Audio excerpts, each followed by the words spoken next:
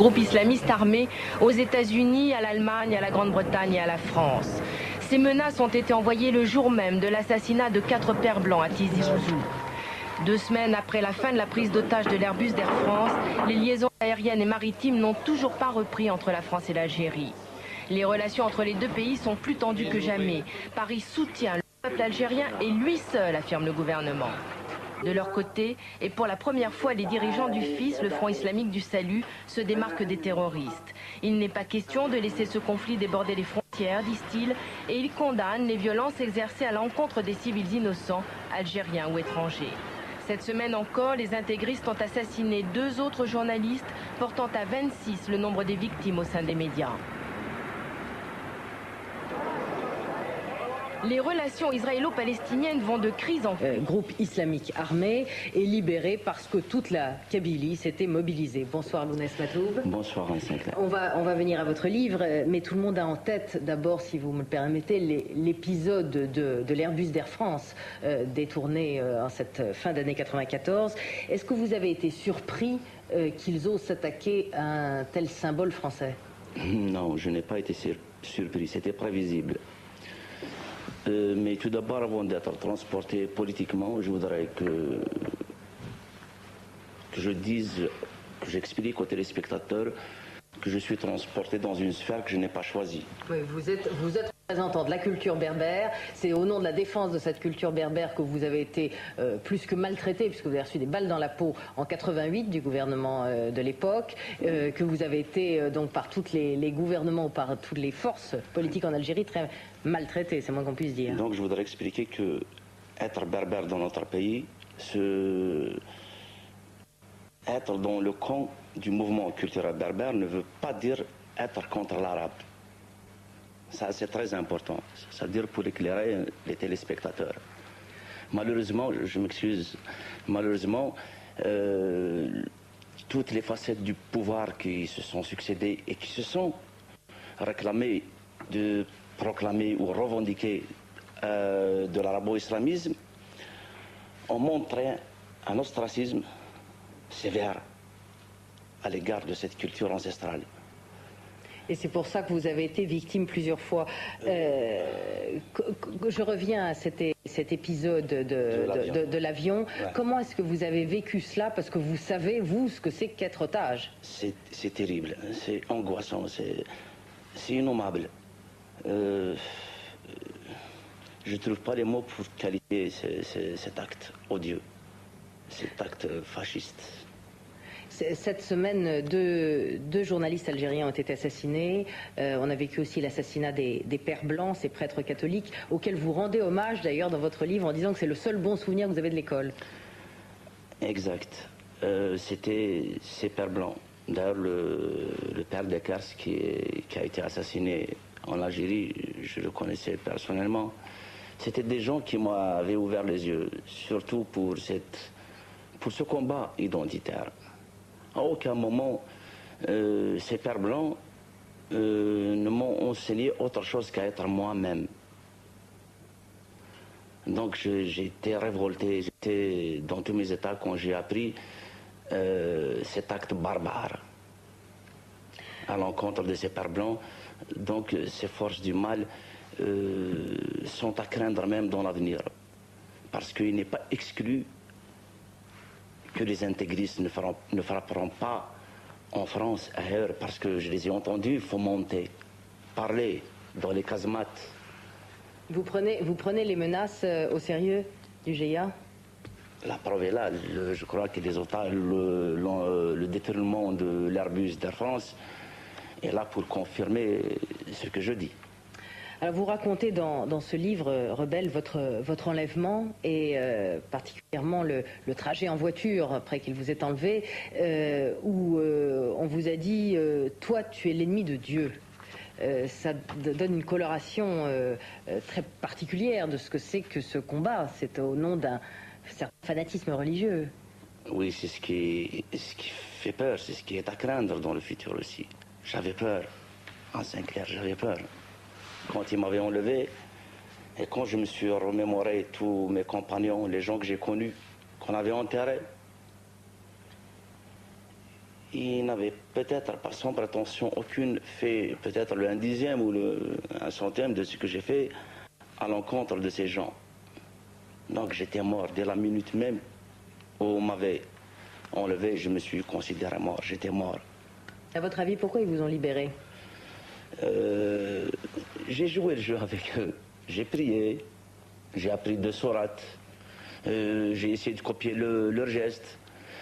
Mais ce n'était pas ça qui m'a sauvé, parce que j'étais coupé du reste du monde. Je savais pas qu'est-ce qui se passait à l'extérieur. Vous ne saviez pas la mobilisation qu'il y avait pour vous Exact. en toute Kabylie, notamment. Exact.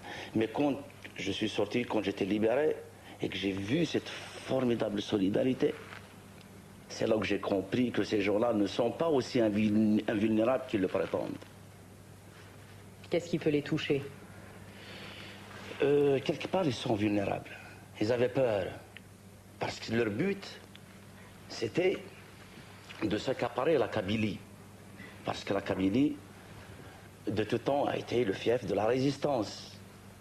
Aujourd'hui, beaucoup de gens disent qu'est-ce que c'est que cette résistance? Alors que la résistance, c'est une légitime défense. On ne lance pas des assauts, on subit des assauts.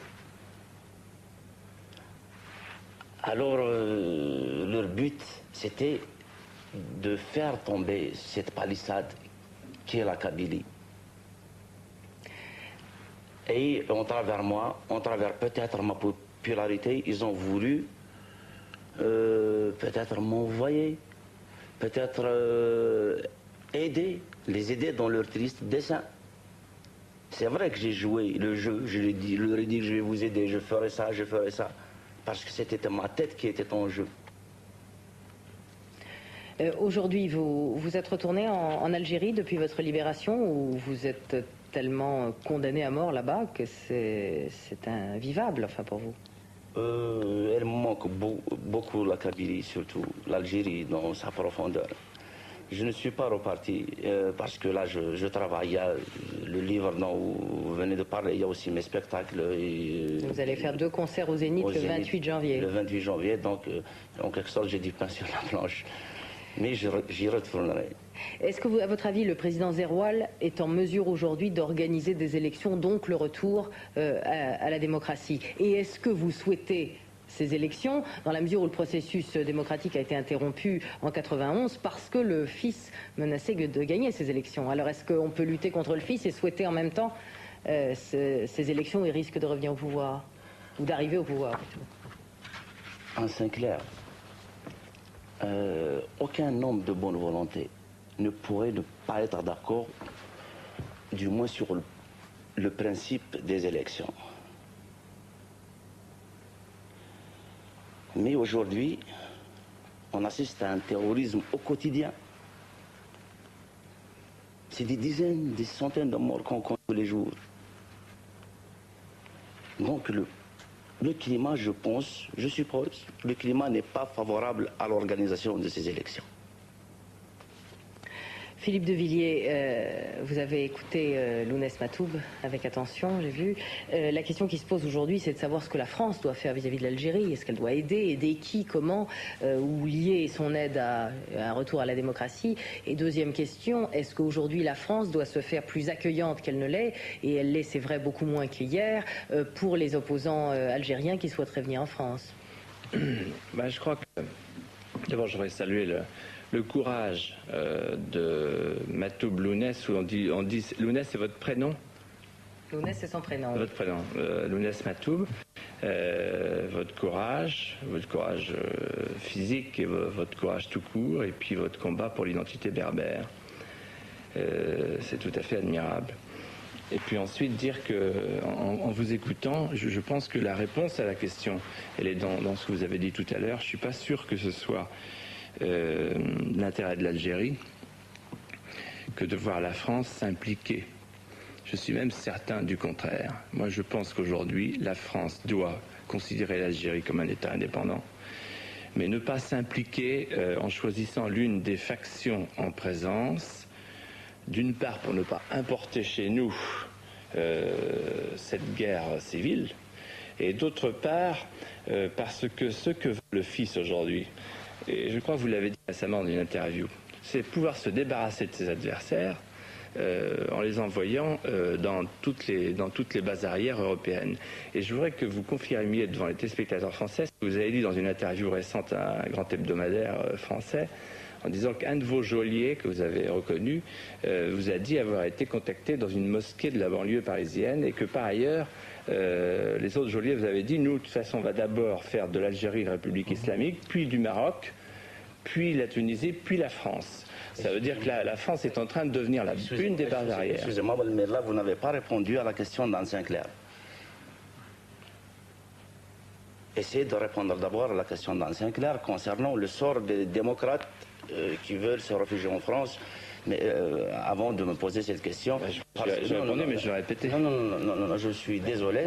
Rapidement, Philippe de Villiers, vous répondez alors sur, en effet, la question que je vous ai posée sur est-ce qu'aujourd'hui on devrait aider plus qu'on ne le fait et alors, j'ai dit, la France ne doit pas s'impliquer. Ça veut dire que le fait d'envoyer, par exemple, 6 milliards de francs par an à la caste militaire répressive d'Alger, pour moi, c'est de l'argent inutile et dangereux dont on ne connaît pas l'utilisation parfaitement. On aurait dû le faire depuis longtemps d'ailleurs. Parce que en s'exposant ainsi, on s'expose à être la cible, on l'a bien vu avec l'affaire de l'Airbus, on s'expose à être la cible. Nous, notre territoire... Je demanderais simplement... Et en toute honnêteté, de demander à la France de ne pas servir de base arrière office aux intégristes, excusez-moi, et de penser quand même au sort des démocrates, parce que les frontières sont aujourd'hui fermées, et ces démocrates sont la proie privilégiée du pouvoir, d'un pouvoir corrompu, et des intégristes. Donc je crois que ça c'est très très important. Quant à souligner, vous savez, les extrêmes, ils se rejoignent d'une manière ou d'une autre. Ça me rappelle, je vous renvoie à un journal de l'extrême droite française qui s'appelait, je crois, Minute, qui disait « Aucune voix ne doit manquer au fils ». C'était en 1991. Pour être très complet, le droit d'asile est un droit sacré. C'est un droit individuel, régalien, accordé par l'État à des gens qui sont persécutés. C'est clair. La France ne faillira pas à sa tradition. En revanche, là, ce dont on parle, ce serait un exode massif de toute une population. Et vous avez vous-même dit récemment, me semble-t-il, dans l'Express, que ce serait vider finalement l'Algérie de sa substance que de procéder de cette manière. Je crois que ce n'est pas la solution, ce n'est pas l'intérêt d'Algérie à terme, et ce n'est pas l'intérêt de la France. Je vous remercie Philippe de Villiers, merci à vous aussi Lounès Matoub. Je rappelle donc le titre de votre livre Rebelle, paru chez Stock, et à vos admirateurs qui aiment votre musique et vous entendre sur scène, ils peuvent le faire le 28 janvier au Zénith. Merci à vous d'être venu nous parler de l'Algérie. Merci Philippe de Villiers.